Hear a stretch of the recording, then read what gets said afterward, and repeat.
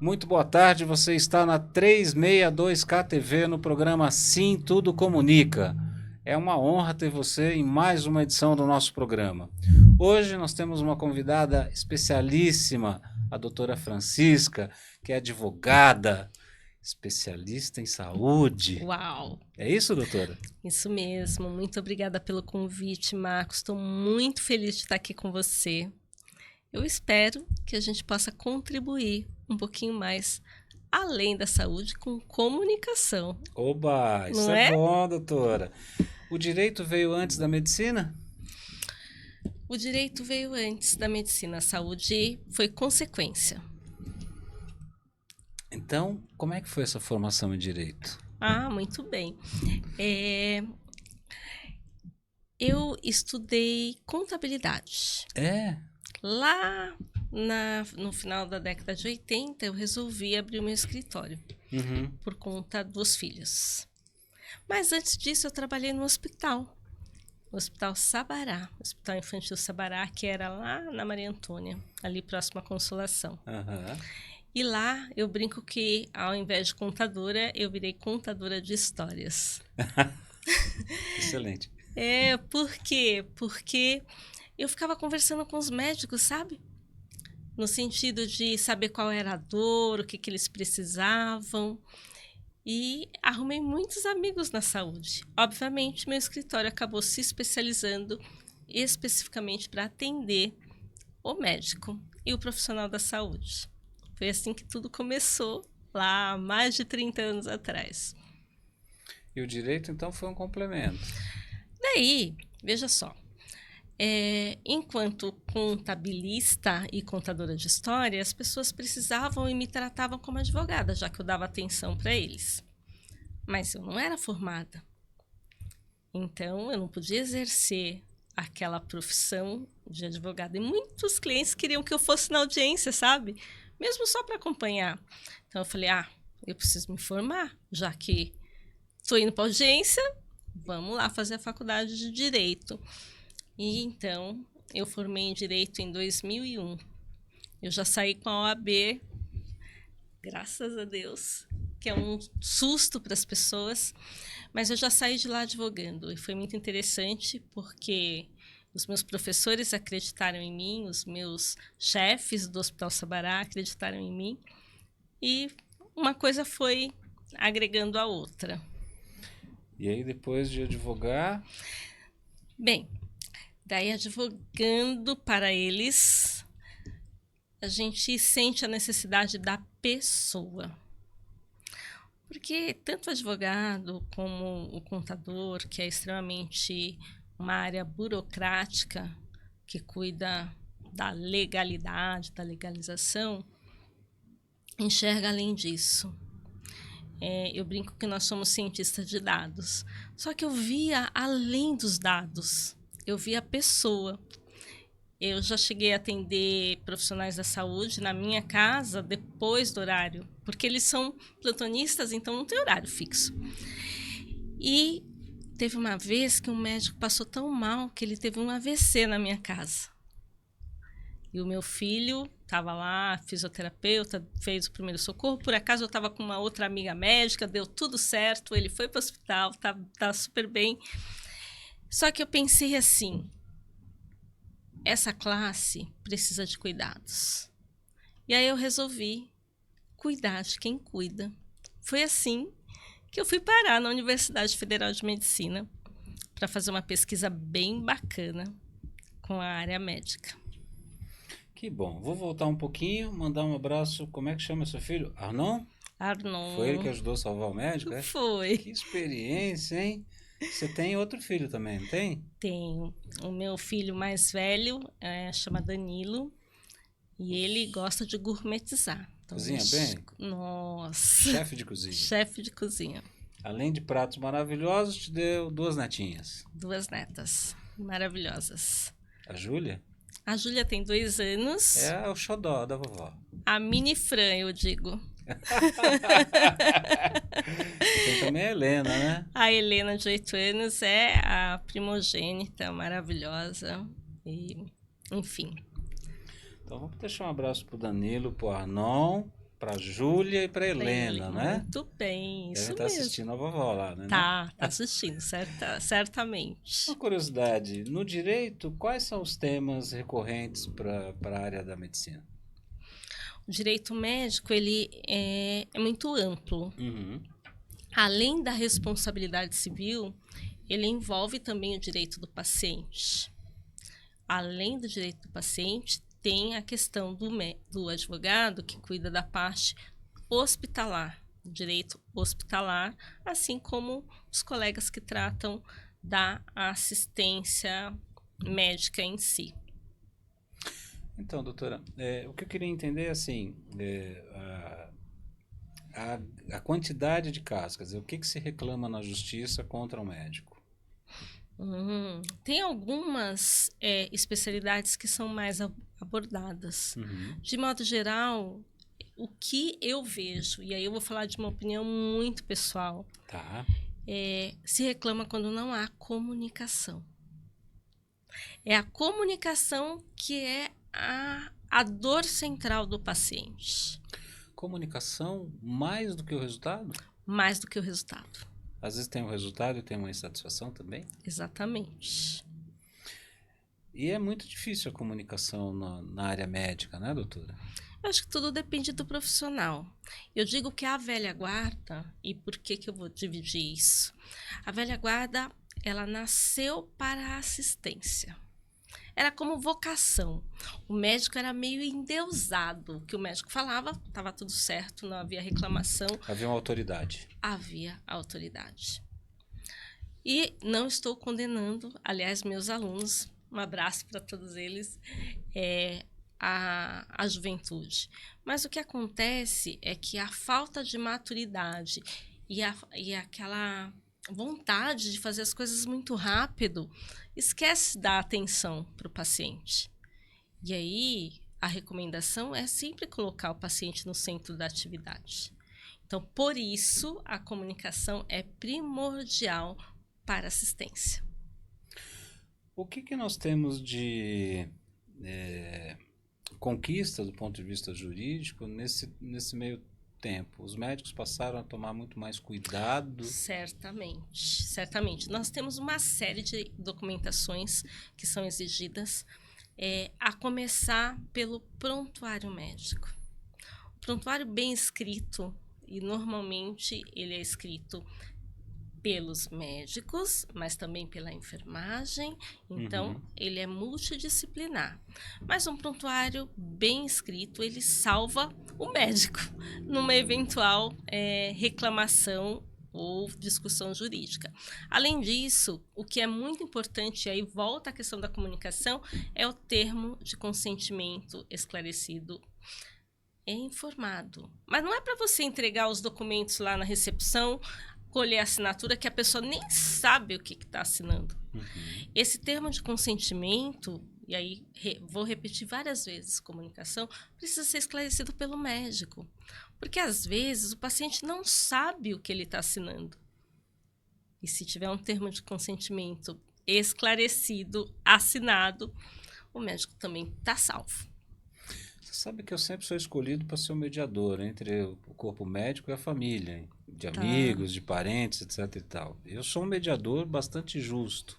Tá bom. E por muitas vezes eu defendo mais o médico do que a família, porque a família tem um fator emocional. Sim, certamente. Né? E a medicina, ela não é uma ciência exata, embora seja, né? Porque existem milagres, né? Eu tenho histórias de pacientes da família, inclusive, que foram desenganados pelo corpo médico, dizendo, olha, está vivo por um absoluto milagre, isso é questão de horas, se preparem, porque não tem como reverter. E 2 dias depois a pessoa saiu andando do hospital, né?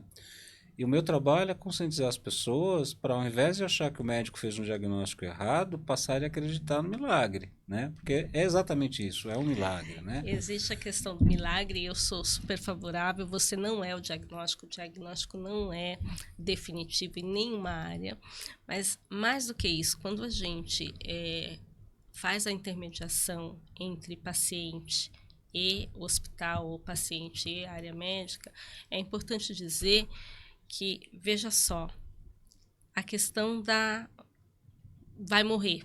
do diagnóstico de morte, por exemplo. Não é? Ou não, ou vai viver, e acontece o contrário. Uhum. A medicina, ela é de meio, ela não é de fim. Sim. Não dá pro médico profissional oferecer um resultado, mesmo na área estética, como se acontece muito, e você me perguntou onde mais tem problemas. Certamente na estética, mas pensando na saúde básica, medicina é de meio, não é de fim. E a gente precisa conscientizar o nosso paciente sobre isso. A sociedade, de modo geral, tem a tendência a culpar o carteiro e não quem escreve a carta, né? Não Quem é? entrega a carta sempre é culpado. Falo isso porque a gente acompanha bastante a saúde pública, né? Tá bom. E, graças a Deus o SUS está aí, né? E a gente chama a atenção das pessoas. Existem países que a saúde não é pública, não é gratuita. Você pega os Estados Unidos, por exemplo, a saúde é paga e muito bem paga, né? Sim. E graças a Deus nós temos o SUS, que precisa de ajustes.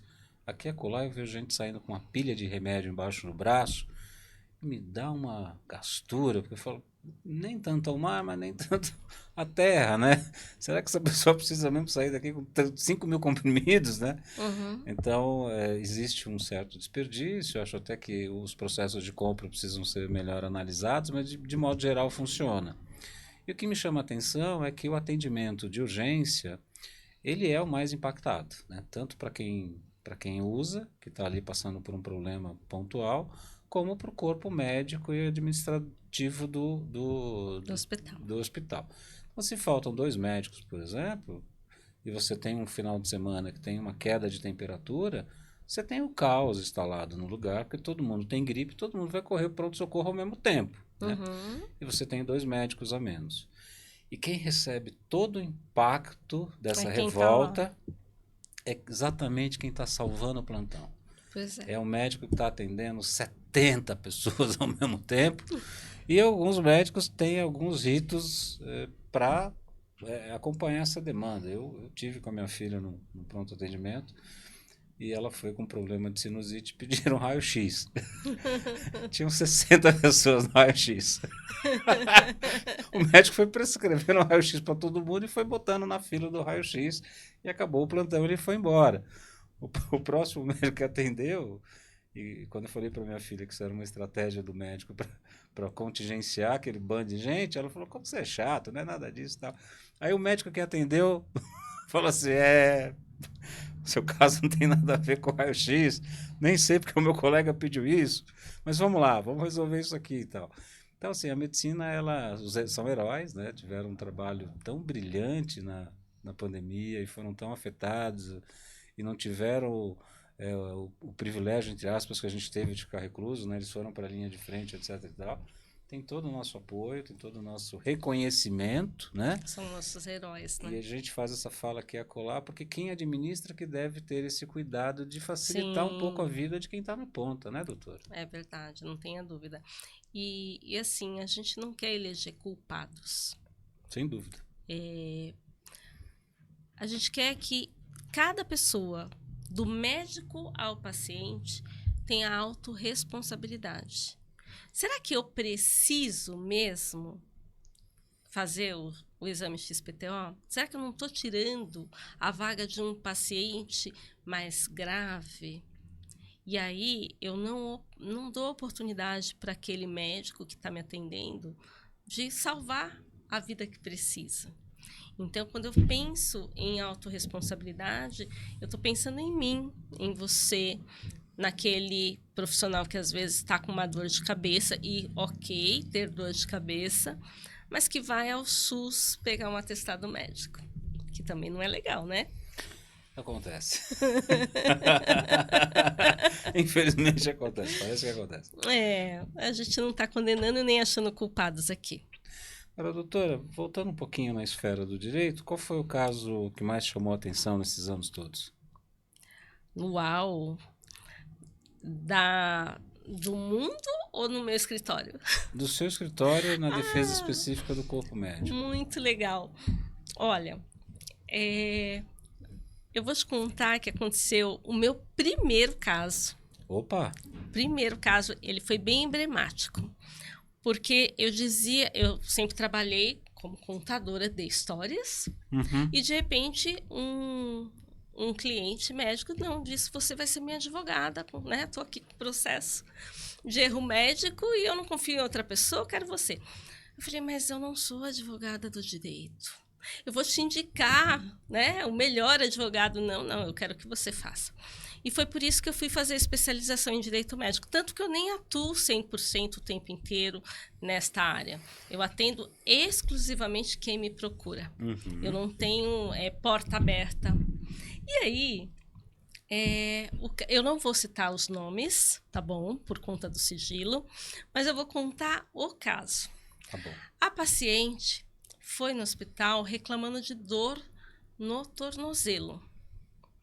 Meu cliente, um médico ortopedista, fez a cirurgia. Colocou lá os parafusos, 2 para ser mais exata, onde precisava, e disse para a paciente: você não pode colocar o pé no chão. O que o paciente fez? Botou o pé no chão. Muito bem. Colocou o pé no chão, o parafuso entortou. Ok? Mas ela não feliz, porque segundo ela, o médico foi rude ao dizer que ela era chorona, que não podia pôr o pé no chão, que ela era teimosa. Ela foi em outro especialista. O outro especialista falou que o parafuso estava torto. Estava torto. E que precisava, então, remover aquele parafuso e fazer uma nova cirurgia. E que tinha quebrado, sei lá, XPTO osso. Eu não sou especialista em osso, então não vou lembrar o nome da... Muito bem, o fato é, ela fez uma nova cirurgia, agora mais agressiva, porque a anterior tinha sido mais cautelosa. Não colocou 10 parafusos, colocou 2. Uhum. E agora ela teve que fazer uma série de outras enxertos. Uhum. Muito bem. Veio a reclamação de erro médico para o meu cliente. Nós fizemos a defesa, foi muito bem feita. Ele ganhou o processo. Por quê? A gente ganha processo, além da parte documental, na perícia. Essa querida iluminada paciente chegou no dia da perícia de salto alto.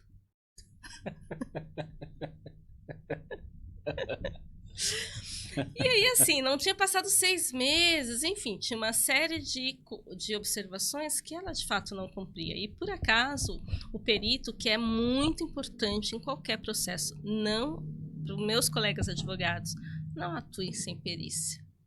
Sem perito médico, de preferência da mesma especialidade.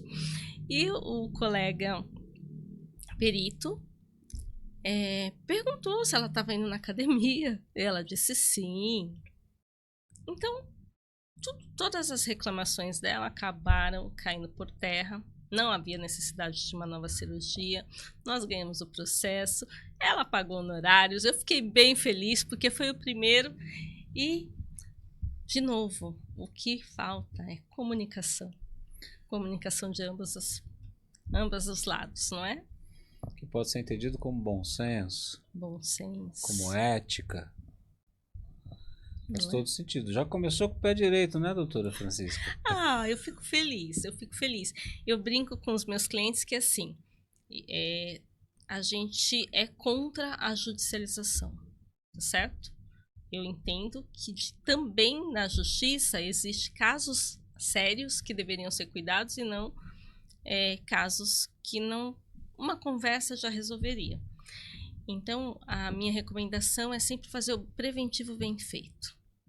Quando você fala de comunicação, o compartilhamento do prontuário ou a acessibilidade ao prontuário é um ponto que pode ajudar a medicina a evoluir? Certamente, por várias razões. O prontuário hoje ele é do paciente, mas o guardião é o médico ou o hospital.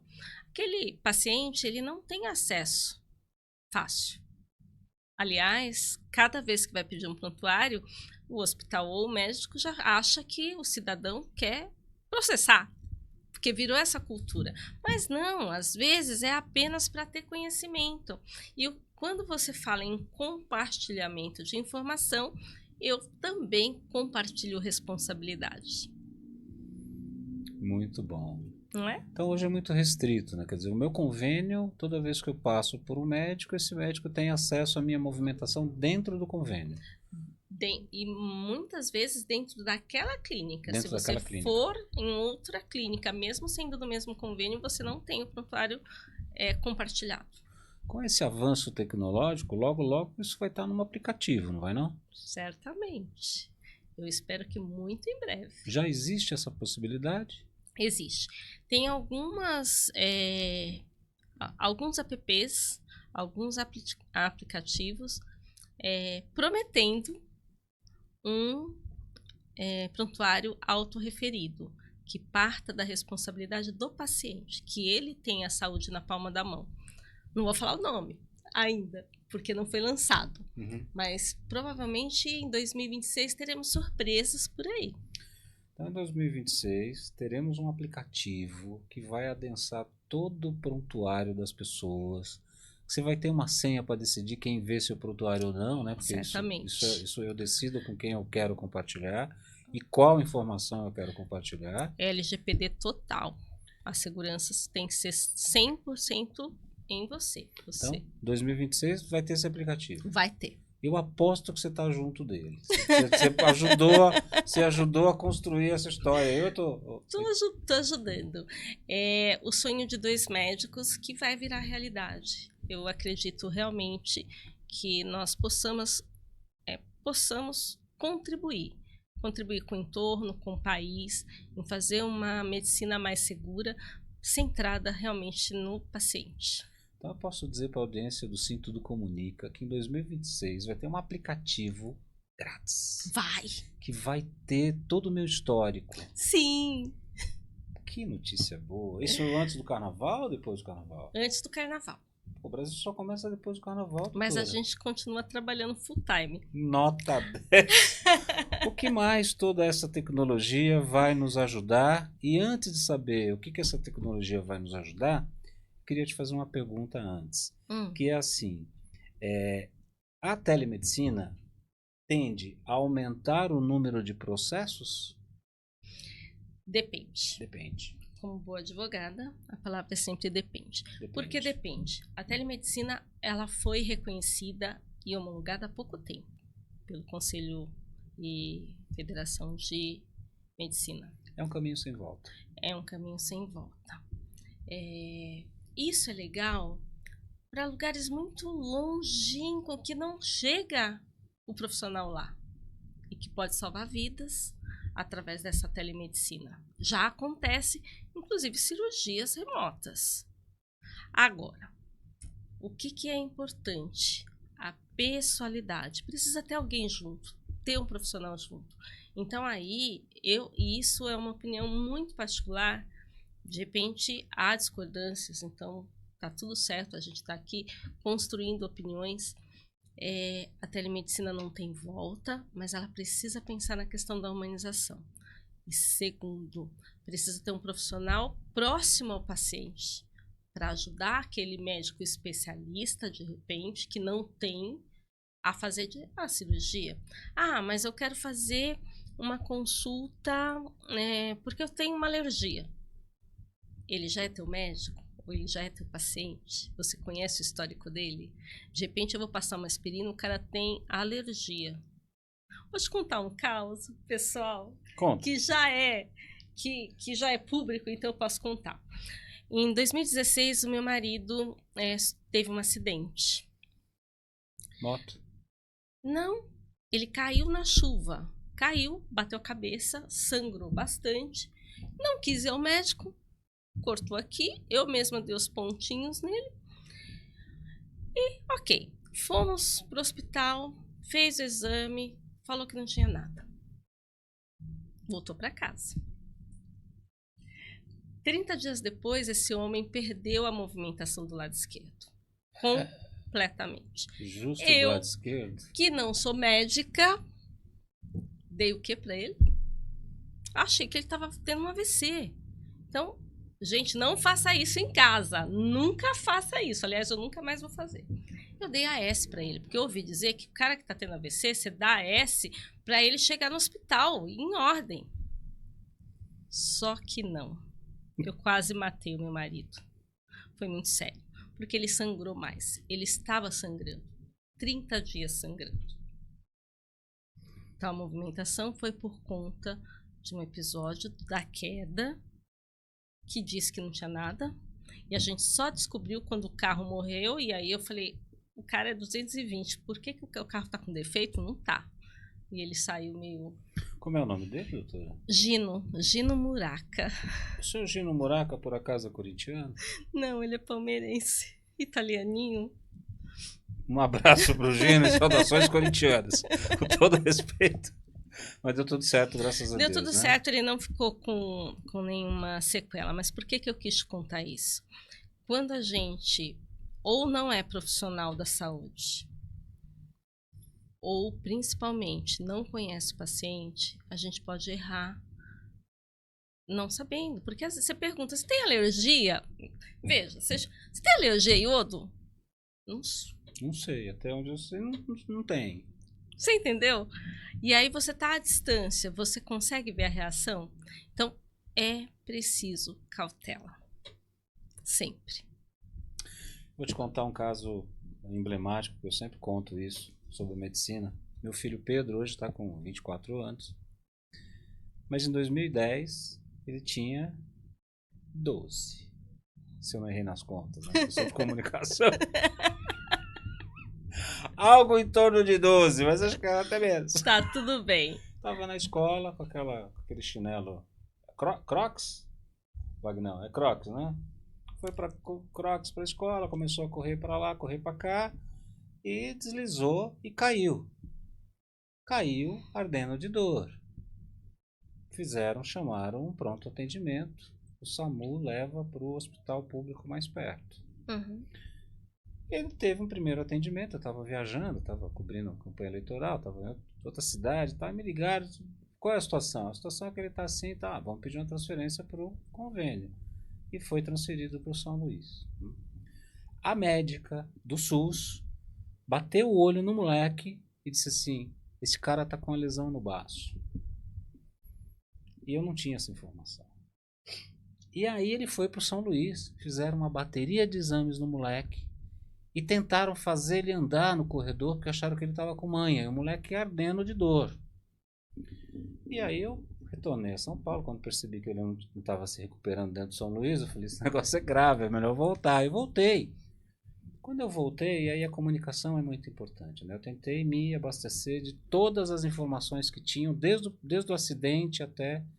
E aí chegou o baço no meu ouvido.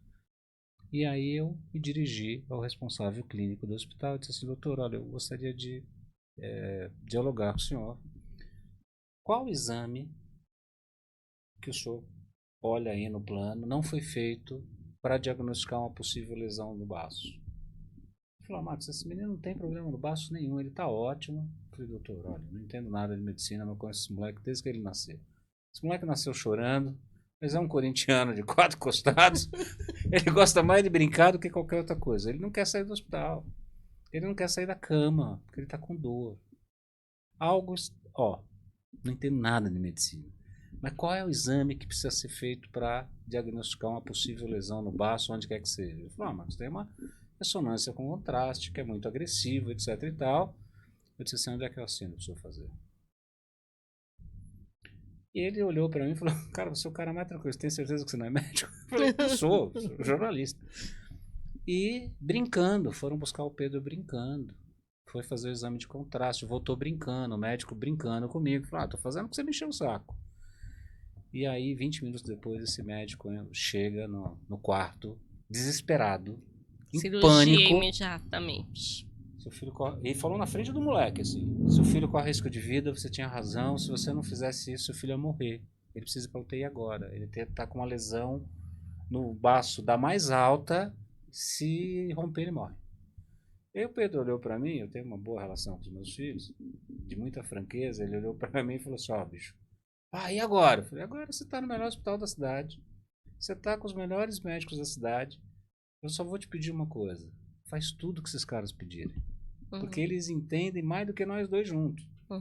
E a partir daí a gente botou na mão de Deus. E ele foi salvo exatamente por isso que você fala que é a comunicação. Exatamente. Então, num time, veja, eu não fiz nenhum escândalo, eu não coloquei sob júdice a autoridade do médico. Sim. Eu apenas contribuí com a minha percepção de pai para um dado que para mim era fundamental. Porque assim, é olho. Você olha para a pessoa, ela está bem, você não precisa se preocupar. Mas se a pessoa não está reagindo, né? Então, este momento fez com que salvasse a vida do moleque. Então, o moleque está firme e forte hoje, primeiro porque Deus ajuda e sopra no nosso ouvido. E eu conto essa história onde eu posso, porque num momento de crise, num ambiente hospitalar, precisa ter alguém cuidando do seu território. Por Exato. quê? Porque o médico está lidando ali com 60 casos, um mais complicado que o outro, e muitas vezes uma vírgula pode salvar vidas. Pode salvar vidas. É ajudar o próximo mais próximo, é falar da autorresponsabilidade. Você enquanto pai, eu como esposa, aliás, né, que internei o meu marido imediatamente. Mesmo, quase matou o seu Gino. Quase matei, mas levei para o hospital, porque a meta era chegar no hospital. Né? Enfim, a gente precisa de fato ter a autorresponsabilidade. E veja, quando eu cheguei lá, o médico de plantão disse assim, olha, é muito sério, eu já vi pacientes com essa situação em coma, e ele estava bem, sem dor, sem nada. E eu falei, faça a cirurgia. Então, assim, isso é autorresponsabilidade. Essa parte de se responsabilizar por você, pelo seu. Então, a telemedicina precisa disso. Ela precisa desse olhar, seja do pai, seja da pessoa mais próxima. De preferência, talvez, e aí é uma provocação, a questão multidisciplinar. Talvez lá não tenha um médico, mas tenha um enfermeiro. Sem dúvida. Que vai dar os primeiros socorros. Então, o mais importante, além da autorresponsabilidade, é também o autoconhecimento. Se você conhece você vai dizer, não, peraí, esse menino, eu tenho certeza que ele não gostaria de estar aqui. Então, faça o exame. Doutora, nasceu em São Paulo? Nasci em Tocantins. Palmas? Quando eu nasci, não era Tocantins. Foi antes da Constituição. Então, era Colinas de Goiás. Que virou Tocantins. E aí, Colinas de Tocantins agora. Tem saudade dessa época? Eu vim muito nova para cá. Eu vim com 4 anos para São Paulo. Então, eu me sinto mais de São Paulo do que de Tocantins. Na verdade, hoje eu diria que eu me sinto mais do mundo do que de São Paulo ou, enfim, de qualquer outra cidade. Suas primas lá de Palmas estão assistindo o programa, hein, doutora? Ah, mas o lugar é lindo lá, não é? Bom, naturalmente a senhora se tornou corintiana em São Paulo. Claro que não, eu sou avessa a futebol, política, qualquer coisa que tenha polêmicas não saudáveis ou que eu não tenha conhecimento para discutir, né? Não gosta de futebol? Não gosto de futebol. Tinha que ter um defeito, né, doutor? Com todo respeito, brincadeira. Ah, mas eu gosto de velocidade, veja só. Fórmula 1?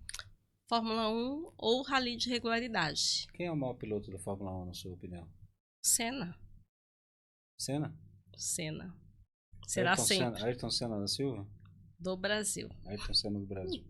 Agora, doutora, eu já percebi que a senhora é fera aqui no direito. Primeira causa já foi lá e resolveu com a ciência, né?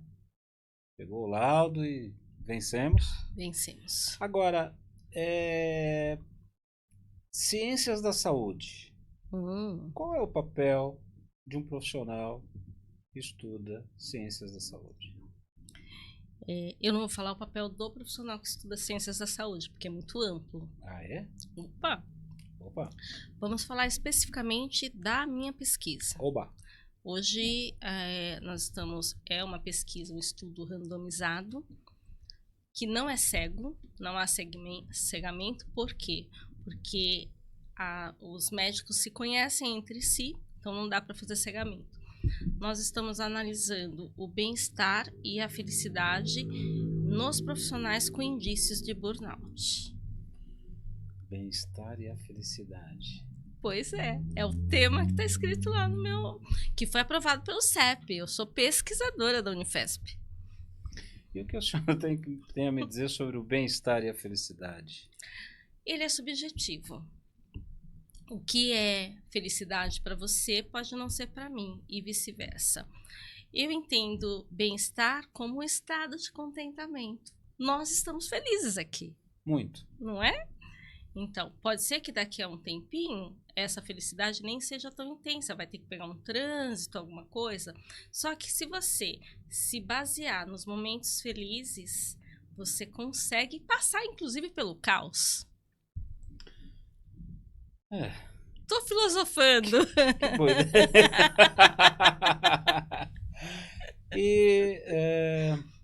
Dei um nó na cabeça dele. Olha, telespectador. Não vai me colocar em saia justa, hein? Você já assistiu Divertidamente? Assisti Divertidamente. Sim, o que tem? É exatamente por aí. Isso, as nossas emoções é muito singular. Cada pessoa tem a sua vertente, a sua maneira de ser feliz. Mas o bem-estar em si para quem gosta de jogar futebol, para quem gosta de fazer rally, ou para quem gosta de não fazer nada. Às vezes o não fazer nada é importante também para a sua criatividade e pode te deixar bem. Nós sabemos que a jornada de um profissional da medicina é puxada. É puxada, toda essa comunidade, né? Não tem Natal, não tem Ano Novo, rompe as férias porque o paciente teve um problema e por aí vai, né? Uhum.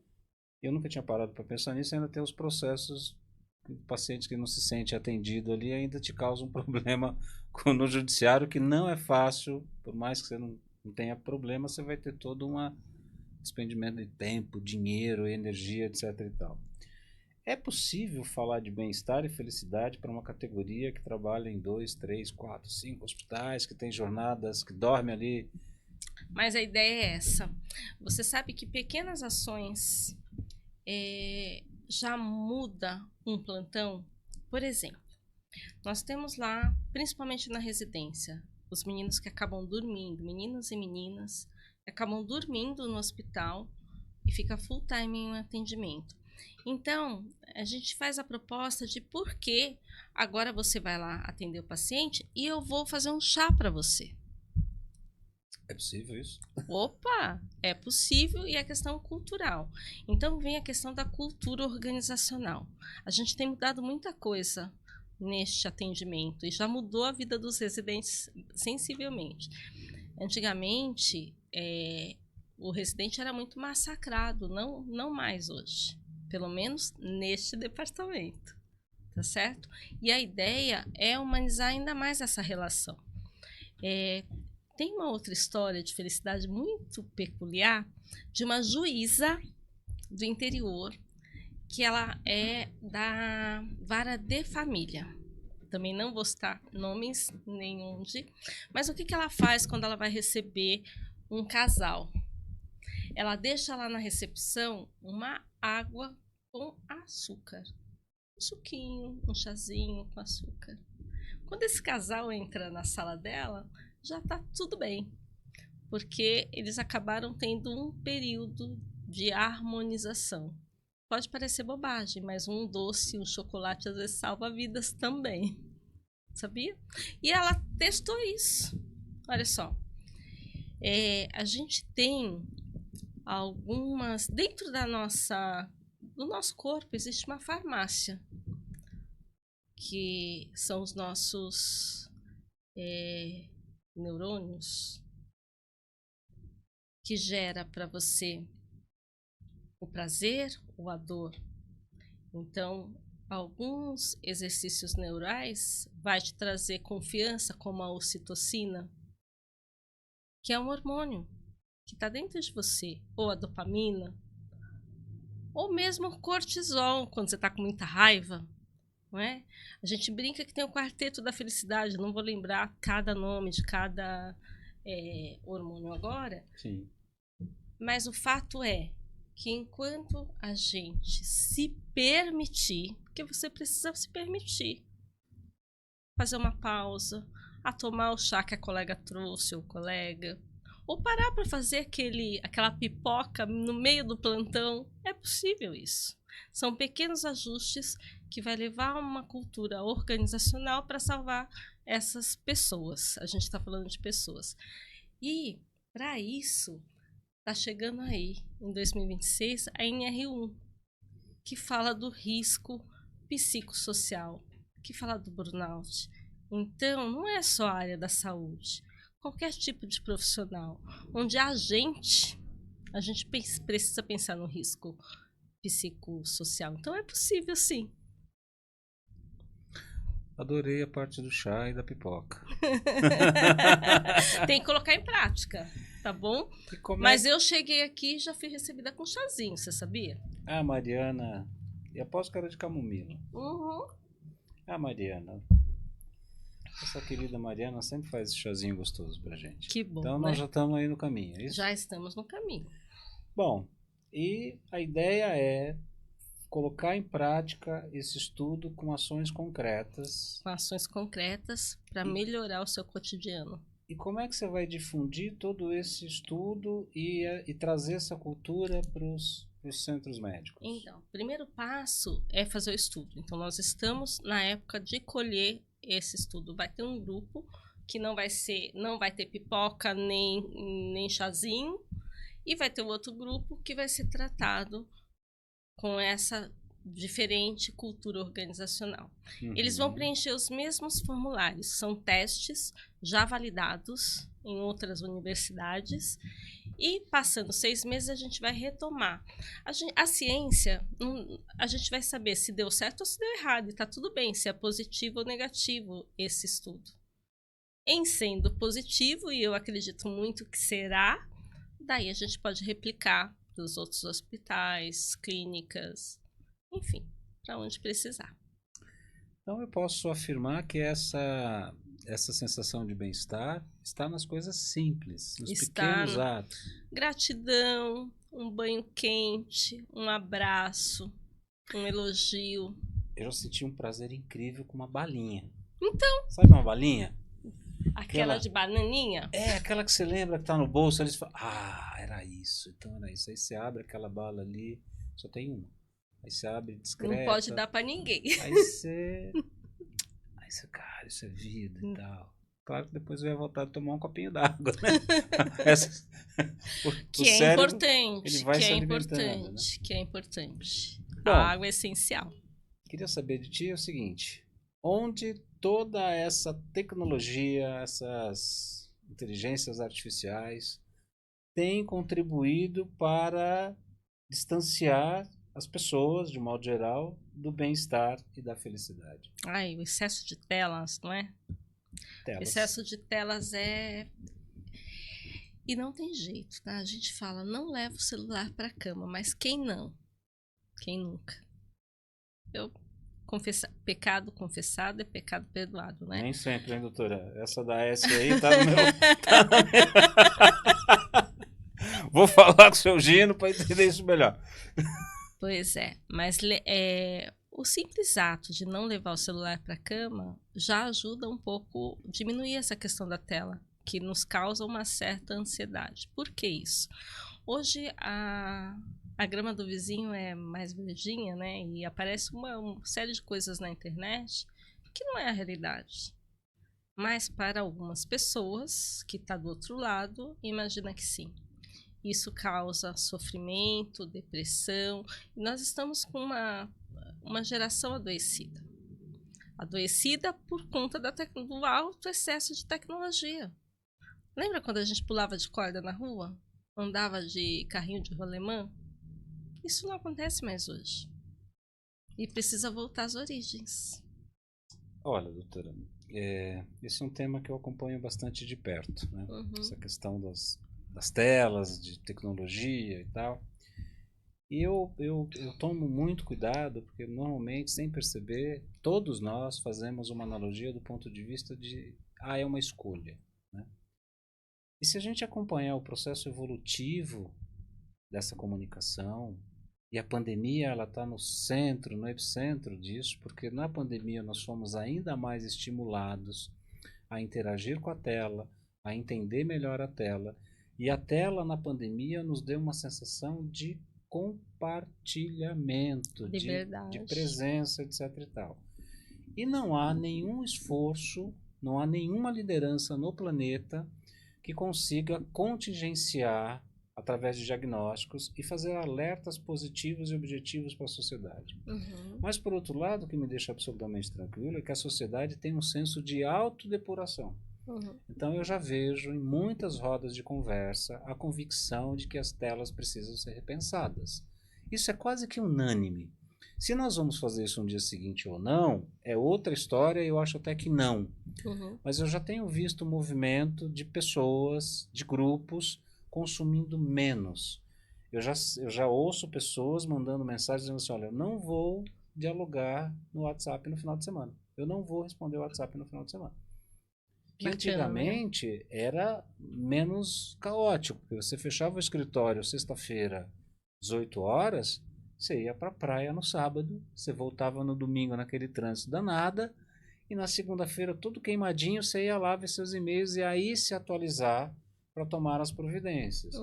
Hoje, todos os problemas vão com a gente para a praia, tomam caipirinha junto, e quase sempre a gente larga tudo lá para atender alguém que acha que é a coisa mais urgente do planeta. Então, eu acho que precisa haver uma depuração, né? Precisa haver um pacto global nisso, né? Fiquei absolutamente assustado quando se fez necessário o legislativo criar uma lei proibindo o uso do celular na escola. Então, assim, eu falei, cara, não é muita energia para pouca coisa, isso a gente resolve aqui numa reunião de conselho, né? Em casa. E eu ainda vejo pais entrando na justiça para que o seu filho tenha direito de estar com o seu celular o tempo inteiro. Né? Então, a sociedade, se você for observar onde a gente começa a se distanciar do bom relacionamento, as instituições, elas foram sucateadas. Eu sou de um tempo que se a professora chamasse o pai na escola, era uma vergonha nacional. Isso impactava no Natal do ano seguinte. Hoje, eu tive recentemente numa reunião de escola, eu olhei e falei assim, isso aqui tá parecendo aqueles filmes Madagascar, todas essas crianças estão parecendo aquela manada que foge da tempestade. Quem controla esses caras aí? Eu não tenho poder para isso. Né? Por quê? Porque quando o corpo de mestres é desautorizado, quando esse corpo de mestre não é valorizado pela sociedade, quando esse corpo de mestre não recebe treinamento e atualização tecnológica, você está jogando a formação dos nossos filhos, nosso futuro, né? Então nós somos de um tempo que a gente chamava os 20 vizinhos da direita e os 20 da esquerda de tio. Isso. A gente compartilhava o bolo, a gente acabava de fazer aquele bolo maravilhoso, eram 2 bolos, porque um a gente rateava com as tias vizinhas, e eu sou de um tempo que na muro lateral da direita e da esquerda não tinha porta, assim, tinha um vão para a gente passar um do quintal do outro, a gente realmente se gostava, né? Hoje até as famílias mais próximas estão com dificuldade de relacionamento no almoço de domingo, né? Então, assim, o que me deixa tranquilo é que a gente vai repactuar. Então, assim, eu não tenho dúvida que o smartphone, a tela, ela é muito importante, ela salva a nossa vida. Se a gente for falar de fotografia, por exemplo, nos anos 70 até os anos 80, a pessoa tinha 3 fotos ao longo da vida. É verdade. Eu tenho uma.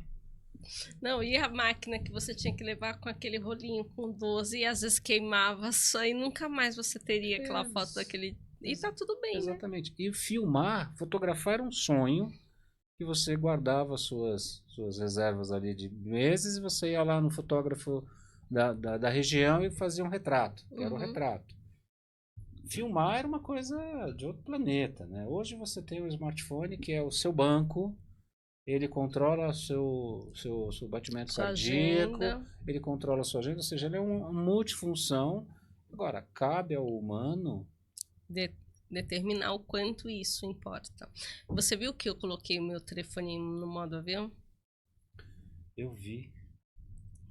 E assim, não é nenhum mérito. Eu tenho aprendido. E isso é muito complicado. E é complicado em vários sentidos. A pandemia afastou as pessoas. Sim. E aí, obrigatoriamente, a gente para o contato, usa o quê? A tela. O home office é muito difícil para mim ainda. Mas isso é aprendizado, assim como colocar o telefone no modo avião. Nem sempre foi assim. E isso é só o tempo, só a maturidade. A gente se autoconhecer, se autorresponsabilizar pelo que a gente quer pro próximo ano. Afinal de contas, a gente está vivendo mais agora, né? Parece que sim, doutor.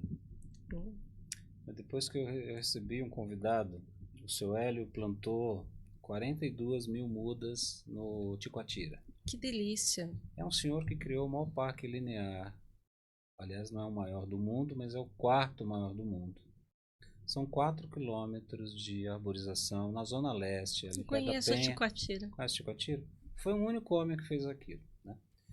E o que mais me chamou a atenção é que o seu Hélio conta assim: Matos, eu, executivo de grandes empresas, de multinacional, se aposenta, foi para sua casa, e aí ele olha assim e fala: peraí, mas tem um problema aqui, né? Tem um córrego aqui 2 ruas para baixo que isso impacta na minha casa. Exato. E ele recebe uma luz ali de Deus numa das noites, ele sonha e fala: peraí, por que não arborizar tudo isso? Por que deixar o lixo tomar conta? Por que deixar o tráfico de drogas? E no café da manhã ele reúne a sua família e diz assim: olha, meus amores, papai vai plantar 200 árvores no córrego aqui de baixo. Acabou com o clima do café da manhã. Porque a mulher diz: você tá louco, ali o tráfico de drogas manda, ali o pessoal joga lixo, você vai arrumar inimizade com os caras que fazem a roaça ali. Os casais vão namorar ali à noite. Ele falou: então, é exatamente isso que eu quero combater. E aí ele inicia esse projeto maravilhoso, estou falando de 42 mil mudas, ele inicia com 200 mudas. E aí alguns dias depois, as mudas já comprou mudas grandinhas, etc. Imagina, 200 mudas no deserto, isso é um oásis, né? E algum infeliz ou um grupo de infelizes foi lá e roubou as 200 mudas. Uau! E quando ele chega cabisbaixo em casa, eu só falei: o que foi? Você sempre chega alegre? Tá triste por quê? Roubaram minhas árvores. E a família, preocupada com o nosso bem-estar, muitas vezes na ânsia de tirar esse problema da frente, você acaba jogando um balde de água fria, né? A família olhou e falou: a gente não falou que não ia dar certo? Olhou para um lado, olhou para o outro e falou: mas quem disse que não vai dar certo? Eu vou plantar 400 árvores agora. Não, você está de brincadeira, você vai dobrar o problema. E ele plantou as 400 árvores. E aí, por 3 meses e meio, ele se sentiu o cara mais top do planeta, porque as 400 árvores estavam ali, intactas. Até que um dia a resistência vai lá e rouba as 400 árvores. E dessa vez ele volta para casa mais chateado, mais abatido. E a família dobrou a aposta.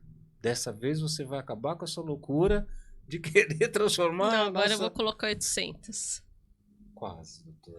Ele plantou 1.500 árvores. Caramba. Sozinho, com grana do bolso, sem dinheiro público, sem político ajudando, nem a família ajudou a plantar. Uhum. E hoje você vai naquele lugar, você fala assim: cara, um homem só fez isso tudo? E ele veio aqui nessa sala participar de um outro programa que a 362 tem, que é o Hermes, que vai ao ar todas as sextas-feiras, e a gente recebe pessoas notórias que fizeram alguma coisa que chama a atenção aí desse coletivo. O que me chamou a atenção é que esse homem é de tamanha humildade. A agenda é para começar às 3, a gente pede para chegar, aliás, era às 4, a gente pede para chegar às 3, ele chegou 2h30 e ficou esperando na esquina. Uma autoridade que eu namorei 2 anos para trazer no programa. Uau!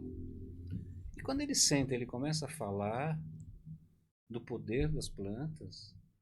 Uma planta vive em média 3.000 a 6.000 anos. Aí a gente passa pelo pé de manga, dá uma olhada assim e fala: e aí? Uhum. Cara, elas vivem 3.000 anos, elas conhecem os nossos ancestrais antes da gente pensar. E a gente passa pela cidade, a gente até às vezes reclama da árvore, né? Oh, essa raiz aí vai ficar levantando a minha calçada. E aquela árvore está gerando energia, está combatendo o vendaval. E no programa seguinte nós trouxemos uma especialista em Antártida. E aí é assustador quando ela fala. A Fran, né? A Fran. E aí antes daquele vendaval todo, eu dizia para a Fran, Fran, acho que os caras não estão entendendo o que está acontecendo. Nós vamos começar a ter vento, nós vamos começar a ter muita chuva. Eu quero ver forte para resistir a vento de 100, 150 km/h. A cidade não está preparada para isso. E sei lá, uma semana depois a cidade é lavada por um vendaval e as pessoas acham que é azar. As pessoas deixam de fazer a conta de que a gente está derretendo o nosso planeta. Né? E são pequenos gestos, assim, eu até brincava com a Fran, falei, não é dinheiro, sabe por quê? Porque a tampinha que a gente joga fora, a latinha, o alumínio que a gente joga fora, é dinheiro. A gente pode né? fazer. Você imagina bem, os né? condomínios fazendo uma reciclagem, vendendo tudo aquilo, revertendo em bem-estar, em natureza, em paisagismo, etc. Não Devolver para a natureza, né? Mas é uma questão de cultura. Então, a sociedade, de um modo geral, quando eu ouço você falar dos médicos, e a gente às vezes deixa de perceber que os médicos é a mão de Deus na Terra. E são humanos, não é? E são humanos. Então, quem é o cara que quando o teu coração para, ele vai lá e fala assim, calma, relaxa, papai tem aqui o desfibrilador, a sua veinha está entupida, eu vou corrigir isso para você. Exatamente. Né? E os caras começam a sofrer bullying quando eles vão para a faculdade, que é caríssima. O curso de medicina é caríssimo. Né? E a gente vê, os médicos não têm nenhuma prioridade, nada na cidade, não tem o reconhecimento. Eu falo do corpo médico porque a gente fala de médico, mas a gente está falando da enfermeira, a gente está falando toda a estrutura A área da hospital. saúde. A área da saúde. Esses caras enfrentaram a pandemia de um jeito que a gente deveria estender tapete vermelho, esses caras não pagam IPVA e IPTU nunca mais na vida. Uhum. Então falta esse reconhecimento social pelo trabalho desses magníficos heróis. É verdade. Dito isso, que delícia falar do seu Hélio, né? 42 mil horas. Já pensou? E que bom que existem pessoas assim, né? Pessoas comprometidas, pessoas que acreditam no sonho e seguem. Eu tenho certeza que ele está muito mais feliz hoje. Segundo ele, faltam 7 mil árvores ainda. Uau! O projeto não está concluído, né? Uhum.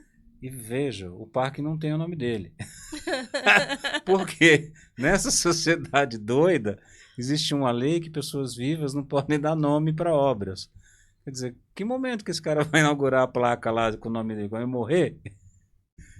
O cara é uma autoridade. O cara sem fez comentários, então, né? A sociedade precisa repactuar. Eu queria saber do teu tempo. Pelo que eu percebi, você divide o tempo entre o direito e cuidar de quem cuida, dos médicos. Uhum. Tem mais coisas que eu preciso saber? Ah, muitas. Eu tenho um guarda-chuva muito amplo. Uhum. Tá bom. Hoje, além da parte jurídica, tem a parte contábil, como eu te falei, que é o que me sustenta efetivamente. Eu faço a pesquisa na Unifesp, que é cuidar de quem cuida, e cuido efetivamente de outras pessoas. Eu estou em 3 ou 4 instituições do terceiro setor. Uma que é muito querida do meu coração, aliás, todas são, mas chama Instituto Mães Brasil. A gente está cuidando também de quem cuida, que é cuidar das mães, que são... a ideia é cuidar de mães com filhos atípicos. Ótimo. Porque essa mãe, ela deixa de fazer muitas coisas por conta da criança, mas ninguém pensou em cuidar dela. Justo. Justíssimo. Além disso, nós temos uma outra instituição também muito querida, que chama Quais de Mim Você Procura. Aliás, Quais de Mim Você Procura hoje? Essa instituição, ela é sociocultural. Nós estamos com mais ou menos 1.400 mulheres escritoras em 8 países. E qual é o principal objetivo?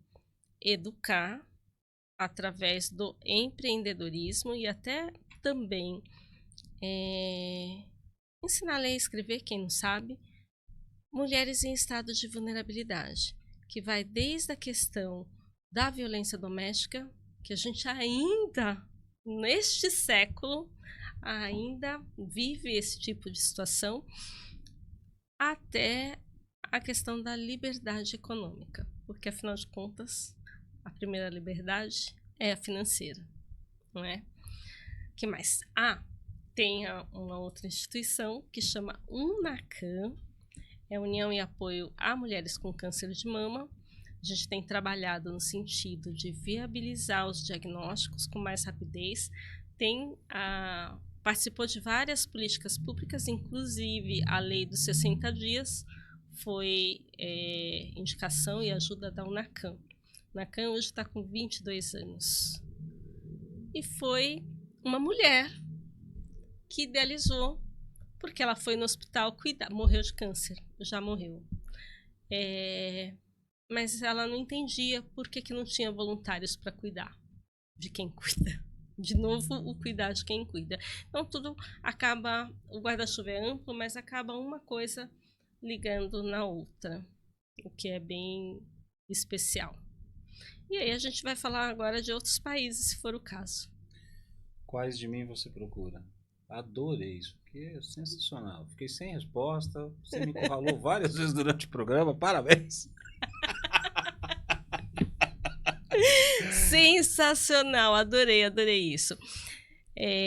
Que mais? Eu estou vice-presidente de honra numa academia francesa. Por quê? Porque em parceria com o QDM, com o Quais de Mim Você Procura, a gente quer dar voz para as mulheres, para as autoras, inclusive.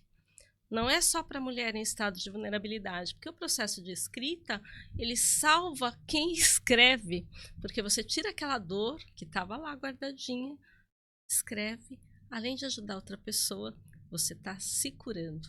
Como é que nasceu o nome? Quem tem uma história por trás do nome? Quem de mim Uma você história procura? Sensacional. Quem criou o QDM, o Quais de Mim Você Procura, é uma mulher formidável. O nome dela é Kátia Teixeira. Kátia Teixeira, ela é empreendedora serial. Já há mais de 40 anos. Uhum. Mas em algum momento ela ganhou um prêmio, e aí essa história eu espero que você converse com ela em algum momento, porque a história dela é sensacional. Já está convidada, a Kátia já está convidada. Olha aí, bem-vinda Kátia. no programa. E aí ela ganhou um prêmio das 10 mil mulheres que transformam o entorno. Ela nem sabia que isso acontecia. Só que quando ela ganhou esse prêmio, ela tinha que fazer uma lição de casa, que é estudar algumas biografias. E ela foi lá procurar, então, os livros para ela ler. O Iluminado entregou uns 6 ou 7 livros de biografias de meninos, de homens que chegaram lá. Ela falou, não, mas tem outras mulheres que fazem as coisas acontecerem. Tinha 3 histórias de mulheres. E ela ficou indignada e ela falou, olha, daqui 6 meses eu vou trazer 50 histórias de mulheres. E o QDM é porque ela tem 3 homens na casa, 2 filhos e um marido. E toda hora eles queriam alguma coisa dela. E ela é empresária, quais de mim você quer? A mãe, a esposa, quem que você quer? E virou Quais de Mim. A história era dela, mas ela entendeu que essa história deveria ser de todas. E aí nasceu o Instituto Quais de Mim Você Procura. Tem 12 anos. Que história legal, hein, dona Kátia? Parabéns, hein? Muito, muito legal, muito legal. E a gente tem impactado muitas vidas com isso. Se destaca quem quer todas, né? Quero todas de você. Todas de você. Respeitando cada uma no seu tempo. Exatamente. E aí eu brinco eu coordeno alguns projetos, alguns livros. Aliás, vai sair Mulheres na Felicidade agora. Uau! Quais de Mim Você Procura Mulheres na Felicidade para 2026. Eu digo o seguinte, quais de nós queremos deixar neste mundo? É para pensar bastante sobre isso. Pensar tira a gente das telas, né? Não Quando a gente pensa, a gente... ou não, né? Porque você vai pesquisar ali, você vai... Mas faz todo sentido. E aí eu vou te falar mais uma maravilhosa. O primeiro discurso da felicidade, que é de 1742, salvo engano, foi escrito por uma mulher. uma filósofa francesa, matemática, que diz que felicidade é saúde. Eu vou mandar para você esse texto. É cientificamente comprovado, né? A medicina, inclusive, bate nessa tecla, né? Não é? Se você não tiver felicidade, a cura fica mais distante, né? É isso. Então as pessoas trazem a família para perto, né? Às vezes tem estudos que quando a pessoa está lá, é que na verdade eu acho que a vida ela está relacionada à esperança, à felicidade, à convivência. Então eu vejo que as pessoas elas ficam doentes, elas abrem mão do jogo quando elas não têm o que defender, né? É isso. Elas não têm pessoas esperando em casa, quando elas não têm pessoas se inspirando nelas, né? Quando elas não têm as suas histórias para contar.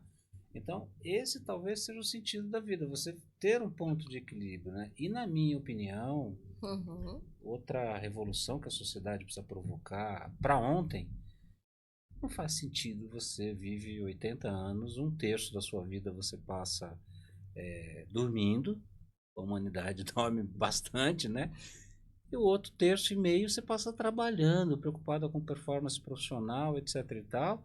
E você, quando você bate ali no liquidificador, quantas vezes realmente você foi à praia e você Curtiu com a família. curtiu e você foi na hora certa? Você falou, não preciso pressa, porque eu vou de manhãzinha, que a luz está suave, eu vou no final da tarde, porque eu tenho um tempo para contemplar isso. Normalmente a gente vai, fica o dia inteiro e no outro dia a gente está torrado. Não pode. Na verdade, vai contra a ciência do negócio e tal. E eu acho que a humanidade precisa buscar outras formas, né? Quer dizer, a gente foi de um tempo, eu cito isso com uma certa frequência. Houve um tempo na sociedade, em São Paulo, por exemplo, se você fosse para a rua sem uma carteira de trabalho assinada, você era catalogado lá no DOPS como suspeito. É verdade. Então, quem não trabalhava era uma pessoa à margem da sociedade, né?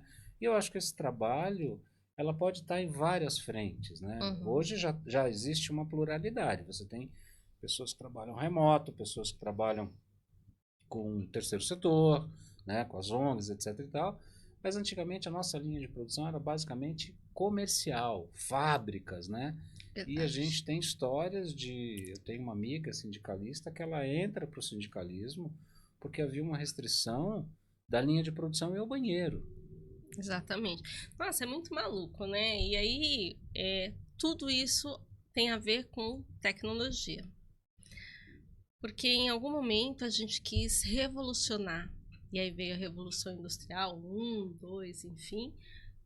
Imagina que antes você cavava para plantar, era você que ia lá arar a terra. E de repente veio um trator, olha que legal.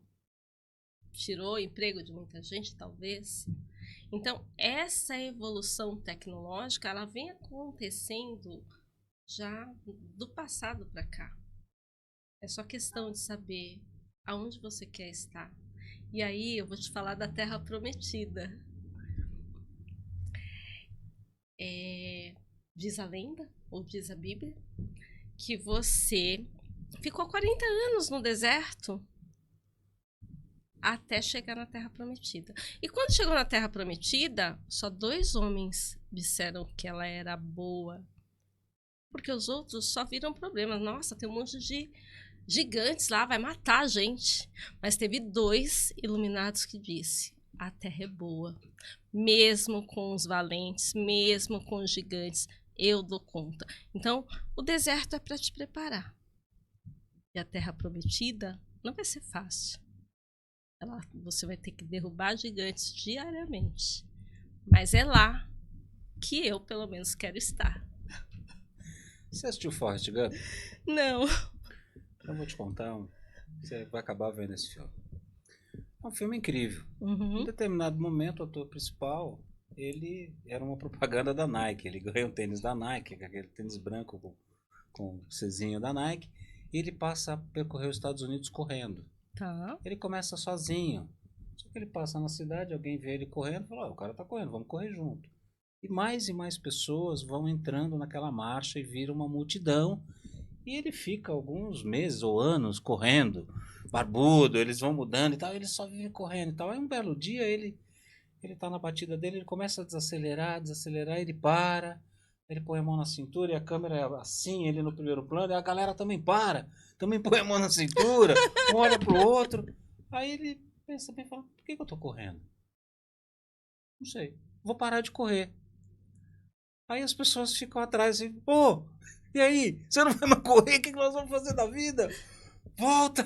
Não, não, acabou, a gente já correu, vamos fazer outra coisa e tal.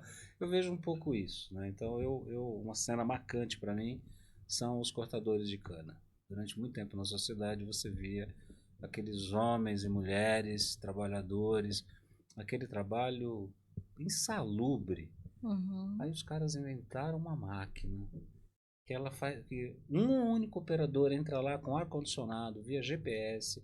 Ela não só corta a cana, como ela separa o bagaço da folha, etc e tal. É tudo maravilhoso. E esses cortadores de cana que poderiam ter sido treinados para trabalhar onde? No shopping da cidade que abriu, no comércio que cresceu. Só que essas pessoas elas são descartadas. Elas ficam órfãos. O governo, que é uma máquina super potente, etc e tal, por mais que seja poderosa, não tem Será? mecanismo, processo de sensibilidade para dizer assim, peraí, mas Será? E aonde tem a questão da autorresponsabilidade? Eu deixei de cortar cana, então agora eu vou fazer crochê ou eu vou vender pano de prato. A gente, enquanto humano, tem uma capacidade imperiosa, mas precisa procurar. Procurar o que fazer. então, doutora, mas quando essa pessoa, nesse mar de possibilidade de trabalho, ela é conduzida para esse trabalho insalubre, que só castiga, que só te cobra, que só te deixa à margem da sociedade, talvez nesse momento você tenha algo que você perdeu a mão das escolhas, né? E é por isso que o Estado ele é tão importante, porque nós pagamos em contribuições para que esse Estado se torne cada vez mais poderoso no sentido de organizar a sociedade. Então nós andamos pela nossa cidade dezenas e dezenas de pessoas morando na rua, se drogando, e alguém acha que isso vai dar certo.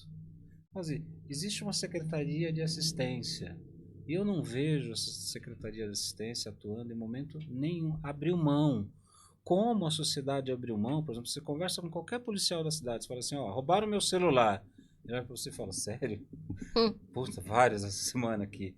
Pô, mas o cara tá ali. Não, cara, mas não vai dar flagrante, eu vou levar pra delegacia, o delegado vai me encher o saco, a justiça vai soltar esse cara, é um trabalho, desistimos disso. Compra outro celular. Então, entende? Nós abrimos mão dos processos. E esse cara que rouba teu celular, ele não rouba teu celular. Ele limpa a tua conta e se você reagir, ele te mata. Verdade. Às vezes nem precisa reagir.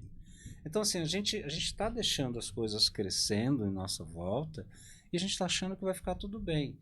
Eu vi na cidade de São Paulo, na última eleição, eu andei pela cidade, minha mãe estava com a minha mãe, ela falou assim, mas por que você está olhando tanto? Porque nesse lugar aqui tem dezenas de moradores de rua, todas as vezes que a gente passa.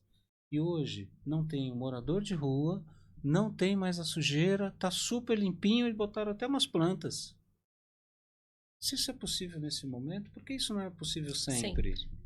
Então, assim, eles fazem a gente de bobo o tempo todo, com todo respeito. Eu não estou falando de A, de B, de C, eu estou falando de sociedade, sociologia mesmo, sabe? E eu acho que a gente precisa criar a capacidade de se indignar. Se indignar e cobrar. Cobrar sério. Então, quando eu falo da questão da autorresponsabilidade, às vezes essa pessoa perdeu tanto a fé, tanto a coragem, que não sabe que ele tem direito. Eles têm direitos e esses direitos eles devem ser respeitados e devem ser cobrados. Mas olha que legal, a gente veio falar de saúde e a gente falou de tanta coisa, não é? É essa a proposta do programa. Assim, essa é uma coisa absolutamente descontraída, fora da caixa.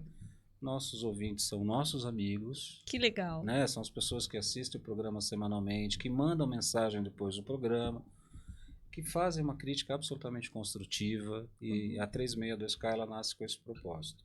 A gente tem um programa que é conduzido pelo Moacir Assunção, que é um escritor, é o maior especialista em lampião do Brasil.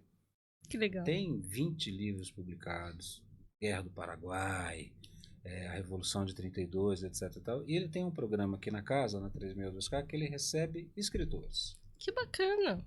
Então ele traz o escritor conta a sua obra e tal. E ele teve um convidado em especial que é o Banquete do Paixão. Paixão é um personagem literal que ele fala sobre essa coisa da cronologia, do ponto de vista de não do passional, mas do ponto de vista da cultura, da mitologia, etc. E é engraçadíssimo o negócio, né? E essa análise vai exatamente contra essa coisa da passionalidade, tipo, A traiu B, tem que matar C, D e E, sabe? Vai exatamente contra isso, né? E a gente fez o programa foi um sucesso, foi super visto e tal, e duas amigas fazem parte do movimento de mulheres, do movimento feminino, etc e tal. Dias depois do programa me ligaram, assim, uma crítica muito pesada, né? Pô, Marcos, você é o nosso herói, você sempre defende e tal, tá junto e tal, não sei o que, como é que você recebe isso lá no programa e tal? Eu fiz uma pergunta muito singela, assim, você viu o programa inteiro ou você viu o corte? Eu vi o corte. Bom, por acaso o corte que você viu, eles faziam o ranking dos 30 tipos de corno que existe na humanidade. É! Então, mas isso aí é um corte. Então eu vou te mandar o link da entrevista, peço para que você veja a entrevista inteira. Uma delas me respondeu dias depois, com uma responsabilidade, dizendo, cara, isso aí é um alto nível, não tem nada de misógino, não tem nada de machista, muito pelo contrário, isso abre a gente para pensar, pô, tem um escritor tal que dialoga com esse tema, mitologia, não sei o que, riquíssimo e tal, né? A outra eu estou esperando a resposta. Então, assim, a sociedade, ela tende a ter uma visão muito, um recorte da situação, Quadradinho. né? Assim, E cara crachá, né? eu defendo exatamente isso. Então, o programa, a proposta do projeto 362K é ser aberto, né? E ser gostoso, tem que ser divertido. Ah, espero. Eu me diverti. Espero que você também tenha se divertido. Foi maravilhoso, a nossa audiência tenho certeza que está curtindo demais. Queria te fazer uma pergunta, antes da gente ir para as considerações finais. Você tem essa proposta de cuidar de quem cuida. Tá bom. E quem cuida de você? Eu espero que eu tenha uma rede de apoio, de pertencimento que é muito importante. A começar pela minha família. Uhum. Meu marido é o meu maior apoiador. É ele que me permite sair pelo mundo viajando ou simplesmente deitar no colo e chorar quando precisa, porque eu também choro, afinal de contas. O grande Gino. O grande Gino. Palmeirense. Pois é. Além disso, a minha mãe, que tem 83 anos, mora comigo, sabia? Não me diga, como é que é o nome da sua mamãe? Creuza. Ana Com Creuza, R. um abraço para a senhora. Tenho certeza que a senhora faz um bolo de chocolate maravilhoso. Você sabe que ela cuida, a gente tem 3 pastores em casa. Uhum. E ela gosta de cuidar dos bichinhos. Dona E Creuza. conversa com o papagaio, porque eu também tenho um papagaio na minha casa. Quer café? Ele fala, quer café? Vó, quero café. A casa da minha mãe tem 2 papagaios há 30 anos. É isso. Eles são incríveis. Ele Dá o quer pé, café e Loura. canta parabéns pra você. Canta parabéns para você. Muito Foi legal. Dona Creuza que ensinou? Foi. Dona Creuza, preciso levar meus papagaios aí para conversar com você. O que mais? Então temos marido, mamãe, uma rede de apoio Os incrível. filhos em si, sabe o que é interessante? O meu filho, que é fisioterapeuta, ele acabou de casar. Casou com uma físio também. Ele é fisioterapeuta do esporte e a Bá, que é a minha nora, ela é fisioterapeuta na UTI, respiratória. E eu me emocionei muito com a história dela quando, na pandemia, ela ficou trabalhando. E nós temos um QDM, que é Mulheres na Saúde, onde ela conta a história da preocupação dela com o marido, com a sogra, a mãe, o irmão, porque ela estava na linha de frente. E tudo bem, teve Covid várias vezes e tá tudo certo, tá aí. Beijo pra Bárbara, né, que é a nossa mais nova... Jedi da família. Exatamente, a mais nova da família. Enfim, estamos bem cercados. Quando eu precisei de cuidados, quem me levou no médico foi ela. A Bárbara. A Bárbara. É inacreditável, porque eles têm a vidinha deles, não estão lá. Mas na hora que você precisa. Então isso eu acredito muito que é cultural. Ela é da família, sabe? Então a família é o teu porto seguro, deveria ser, e essa rede de pertencimento. Além disso, todos os amigos e amigas, né? Eu amo brigadeiro e bolo. Todo ano fazem uma festa de aniversário surpresa para mim. Então a gente gosta de celebrar também. E quem mata a sua fome? É o Danilo? Ah, o Danilo. Qual é o prato predileto seu que o Danilo faz que você fala assim? Esse Churrasco.